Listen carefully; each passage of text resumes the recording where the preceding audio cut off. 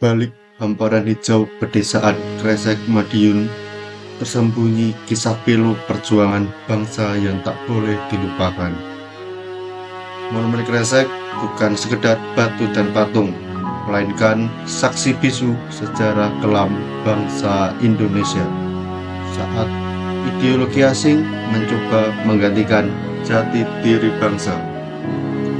Dalam video ini, kita akan mengungkap sejarah, makna, dan juga pesan mendalam dari Monumen Kresek agar generasi muda tak kehilangan arah dan tetap setia pada Pancasila. Selamat menyaksikan.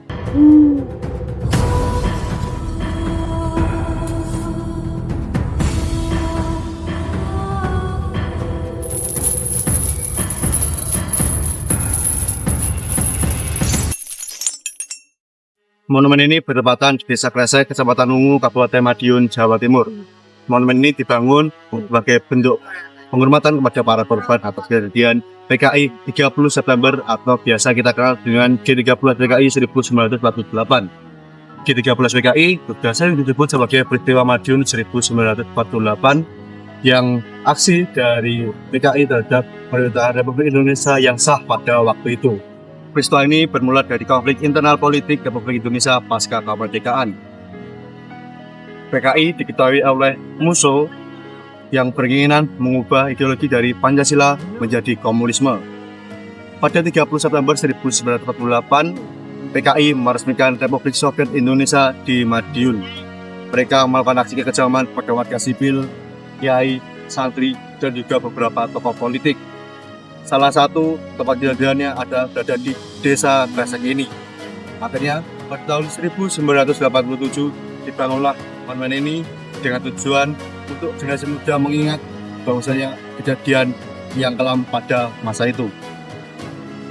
Monumen Kresek tidak hanya berdiri sendiri di bangunan utama, namun juga memiliki situs-situs penting dengan kisahnya tersendiri. Di sini ada beberapa situs penting yang akan saya jelaskan. Salah satu bagian ikonik di Monumen Kresek ini adalah dinding relief zaman PKI.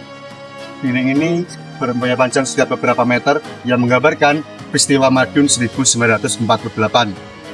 Dinding ini dibuat dan digambarkan terkait kekejaman PKI terhadap tokoh-tokoh politik, kiai, santri, dan juga warga sipil. Dinding ini dibuat secara real dan nyata untuk mengingatkan kepada kita generasi muda atas kejadian kelam pada waktu itu. Di samping relief ini juga ada tulisan dari Haji Sularso, Gubernur Jawa Timur untuk peresmian pada tahun 1991 yang intinya adalah mengingatkan kita atas perjuangan untuk tetap menumbuhkan rasa Pancasila dan tetap berpedoman pada UUD 1945.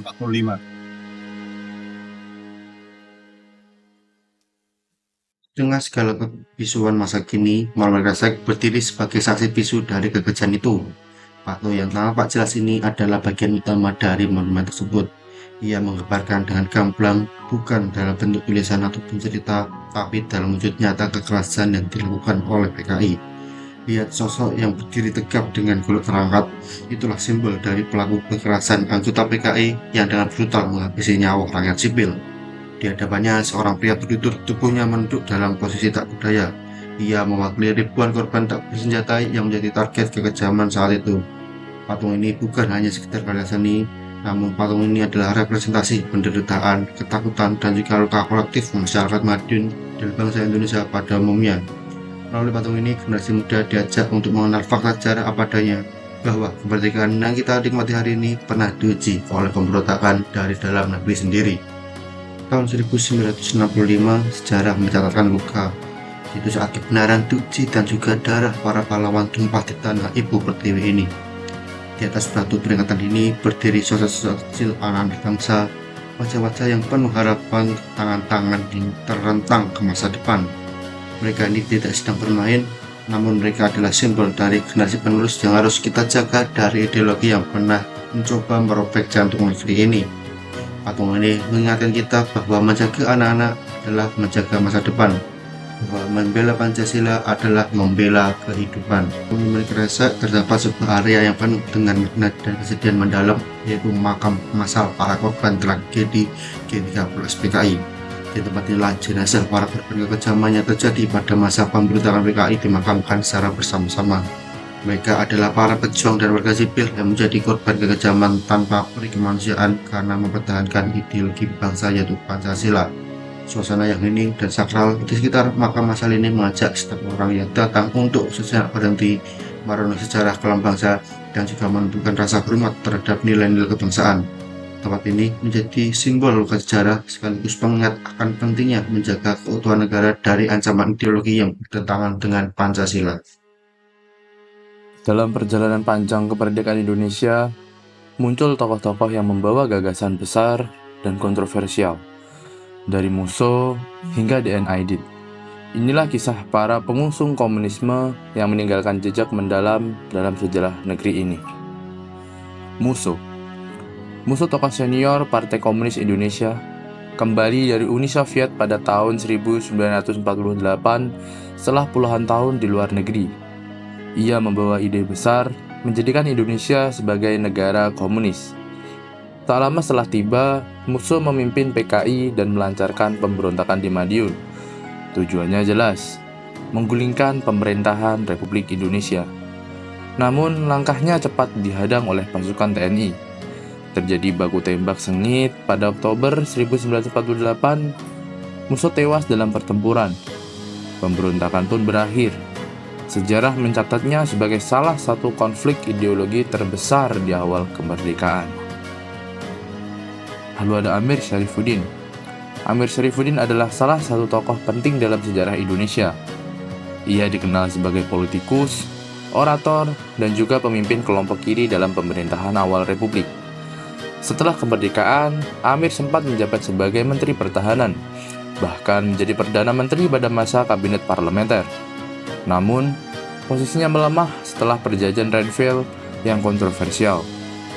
Setelah turun dari jabatan, Amir bergabung dengan gerakan oposisi kiri dan diduga terlibat dalam pemberontakan Madiun 1948 bersama Musso dan PKI. Pemerintah menganggapnya sebagai pengkhianat negara. Amir akhirnya ditangkap dan dieksekusi pada akhir 1948. Dari tokoh negara, ia berakhir sebagai salah satu figur paling kontroversial dalam sejarah kemerdekaan Indonesia. Lalu ada D.N. Aidit. Dipa Nusantara Aidit atau D.N. Aidit adalah tokoh utama di balik bangkitnya Partai Komunis Indonesia setelah kemerdekaan. Lahir tahun 1923, ia dikenal cerdas, pandai berpidato, dan sangat ideologis. Di usia muda, Aidit berhasil merebut kepemimpinan PKI dan mengubahnya menjadi partai komunis terbesar di luar Uni Soviet dan Tiongkok. Ia juga dekat dengan Presiden Soekarno dan mendukung ide Nasakom atau nasionalis agama dan komunis. Namun, namanya melejit dalam tragedi gerakan 30 September 1965. Aidit diduga kuat terlibat dalam peristiwa tersebut yang menewaskan 7 jenderal TNI. Setelah gerakan itu gagal, Aidit diburu oleh militer. Ia akhirnya ditangkap dan dieksekusi tanpa pengadilan pada November 1965. D.N. Aidit pun menjadi simbol jatuhnya PKI dan akhir dari pengaruh komunisme di Indonesia. Monumen Kresek tidak hanya tempat untuk wisata bersejarah, namun Monumen Kresek bisa menjadi tempat edukasi untuk menambah wawasan kebangsaan. Monumen ini penting untuk pelajar mengetahui bahasanya bahaya laten ideologi yang bertentangan dengan Pancasila. Kita sebagai generasi penerus bangsa, sebaiknya kita menjaga keutuhan NKRI seutuhnya untuk tidak mengulangi hal yang kelam. Kita tidak boleh melupakan momen kelam ini, bukan untuk memicu dan mendendam, namun tidak untuk mengulangi hal kejadian yang sama. Kenikmatan, kemerdekaan, dan kedamaian pada hari ini adalah hasil perjuangan dan darah para pahlawan yang harus kita hormati dan kita jaga sebagaimana mestinya yang telah dilakukan oleh para pahlawan dulu. Monumen Kresek bukan sekedar simbol, tapi saksi bisu perjuangan mempertahankan Pancasila dari ancaman perpecahan. Ia mengingatkan kita bahwa kemerdekaan diraih dengan darah dan pengorbanan. Mari jaga sejarah ini, rawat semangatnya, dan tanamkan cinta tanah air demi Indonesia yang lebih kuat dan bermartabat. Jangan lupa like, komen, dan subscribe di channel Palama Official ini untuk konten edukatif dan sejarah Indonesia lainnya.